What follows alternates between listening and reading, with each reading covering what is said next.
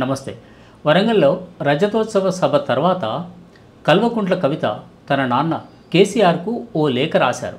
ఆ లేఖ ఇప్పుడు రాజకీయాల్లో పెను సంచలనంగా మారింది. ఇంతకీ ఆ లేఖలో ఏముందో ఇప్పుడు చూద్దాం. Daddy, congratulations on the success of the meeting. కొన్ని విషయాలు నా దృష్టికి వచ్చినవి మీతో షేర్ చేస్తున్నాను. Positive feedback. Number 1, cadres morale is high. అంటే మీటింగ్ తర్వాత పార్టీ శ్రేణుల్లో బాగా జోష్ కనిపిస్తుంది. Number 2, cadre stayed until the end and listen to your speech with attention. అంటే మన పార్టీ శ్రేణులు మీ ప్రసంగం పూర్తయ్యేదాకా ఎంతో శ్రద్ధగా విన్నాయి. నెంబర్ 3, మీరు ఆపరేషన్ కగార్ మీద మాట్లాడటం చాలామందికి నచ్చింది. నెంబర్ 4, కాంగ్రెస్ ఫెయిల్ అని మీరు చెప్పిన తీరు చాలా బాగుందని అనుకుంటున్నారు. నెంబర్ 5, పహల్గామ్ అమరులకు మౌనం పాటించడం బాగుంది. నెంబర్ 6, పర్సనల్గా మీరు రేవంత్ రెడ్డి పేరు తీసి తిట్టకపోవడం చాలామందికి నచ్చిన అంశం. ఆయన మిమ్మల్ని రోజు క్రిటిసైజ్ చేస్తున్నా కూడా మీరు చాలా హూందాగా ఉన్నారని ఫీడ్బ్యాక్ వచ్చింది.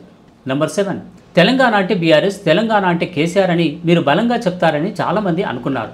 తెలంగాణ తల్లి విగ్రహం మార్చడం, తెలంగాణ గీతం విషయం మీరు మెన్షన్ చేస్తారని ఎదురు చూశారు. ఓవరాల్గా కొంచెం పంచ్ ఎక్స్పెక్ట్ చేశారు. But cadres and leaders are satisfied with the meeting.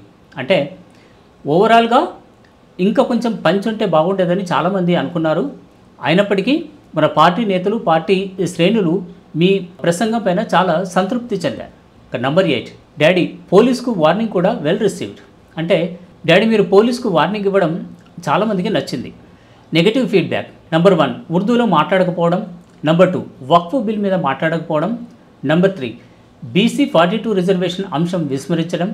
Number 4, SC వర్గీకరణ అంశం మీద మాట్లాడకపోవడం. నెంబర్ 5, ఇంత పెద్ద మీటింగ్కు మళ్ళీ పాత ఇన్ఛార్జెస్ని ఇవ్వడంతో వాళ్ళు పాత పద్ధతిలో తెలంగాణ ఉద్యమకారులకు సదుపాయాలు కల్పించలేదని ఫీడ్బ్యాక్ కొన్ని నియోజకవర్గాల్లో వచ్చింది. మళ్ళీ పాత ఇన్ఛార్జీలకే స్థానిక సంస్థల ఎన్నికల బీఫామ్స్ పార్టీ ఇస్తుందని ఇన్ఛార్జెస్ చెప్పుకుంటున్నట్లు కొన్ని దగ్గర నుంచి తెలిసింది. స్థానిక సంస్థల్లో సర్పంచ్లుగా పోటీ చేయాలనుకునే వాళ్ళు రిలాక్స్డ్గా ఉన్నారు. కానీ ఎంపీటీసీ, జడ్పీటీసీ, ఎంపీపీగా ఉండాలనుకునే వాళ్ళు ఇన్ఛార్జీల నుంచి కాకుండా రాష్ట్ర పార్టీ నుంచి నేరుగా బీఫామ్స్ ఇవ్వాలని కోరుతున్నారు.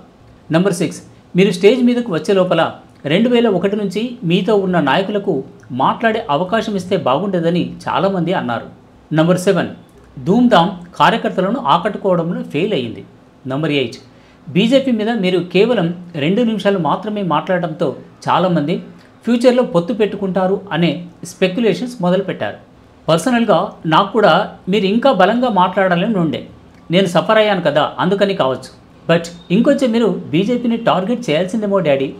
కాంగ్రెస్ మీద గ్రాస్ రూట్లో ఫెయిత్ పోయింది. బీజేపీ ఆల్టర్నేట్ అవుతుందేమో అనే ఆలోచన మన క్యాడర్ ఎక్స్ప్రెస్ చేస్తున్నారు. ఎమ్మెల్సీ ఎన్నికలో మనం పోటీ చేయకుండా బీజేపీకి హెల్ప్ చేశామనే మెసేజ్ కాంగ్రెస్ బలంగా తీసుకెళ్లింది. ఈ పొలిటికల్ సినారియోను అడ్రస్ చేయడానికి మీరు స్పెసిఫిక్ ప్రోగ్రామ్స్ ఆర్ గైడ్లైన్స్ ఇస్తారని అందరూ ఎక్స్పెక్ట్ చేశారు.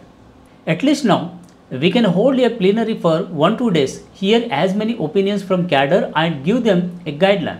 కనీసం ఇప్పుడైనా 1-2 రోజులు పార్టీ ప్లీనరీ పెట్టి చాలా వరకు క్యాడర్ నుంచి ఫీడ్బ్యాక్ తీసుకొని లేదా వాళ్ళ ఒపీనియన్స్ వినడానికి అవకాశం ఇచ్చి వారికి గైడ్లైన్స్ ఇస్తే బాగుంటుంది.